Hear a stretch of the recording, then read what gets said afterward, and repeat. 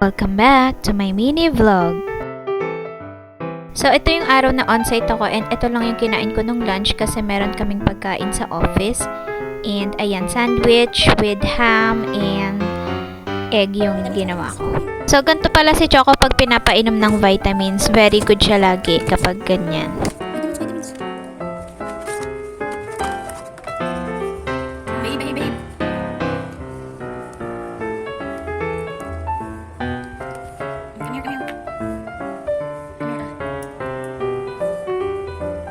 Diba? Very good lang siya. At ito naman, kinabukasan, pumunta kaming DIY ni Bian kasi may balak akong bilhin na organizer.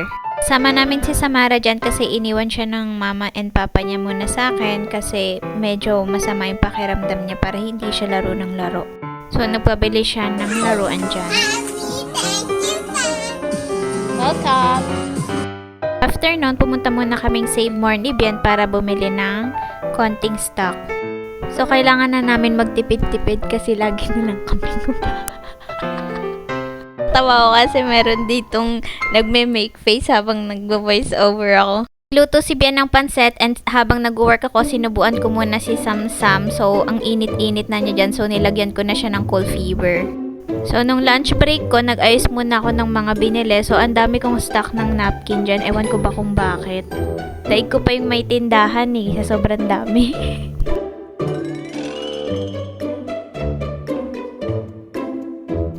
Ito nga pala, may nabili rin kami na glass canister kasi bumili ako ng mga tuyo at daing doon sa palengke. So, ayan. Nakita ko kasi ito sa TikTok na dito nila nilalagay yung mga tuyo nila. So, ayan. Nabutol na naman ako.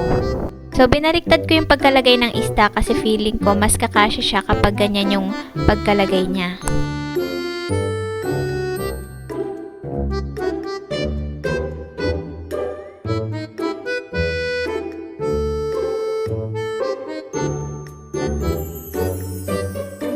Pagkatapos nun, dahil sinisipag nga ako, inayos ko muna tong ilalim ng computer ko. Si Choco kasi nginat-ngat niya yung karton na pinaglalagyan niyan, kaya bumili ako ng organizer para mas maayos na tignan yung nandyan sa ilalim ng computer. Sa dami ko ng gamit, hindi ko na alam kung saan ko ilalagay. Kapag nakapag-declutter ulit ako, magbebenta ulit ako ng mga hindi na ginagamit. Tapos yan, ginawan ko si Samara ng balloons para matuwa naman yung bata. Kasi nakabili ako ng balloons na gender reveal, yung boy and girl. So, mali pala yun. Kala ko kasi happy birthday. Ayan si Choco, may pagkamarites yan. Kaya lahat ng bagay tinitignan niya, pinagmamasdan niya.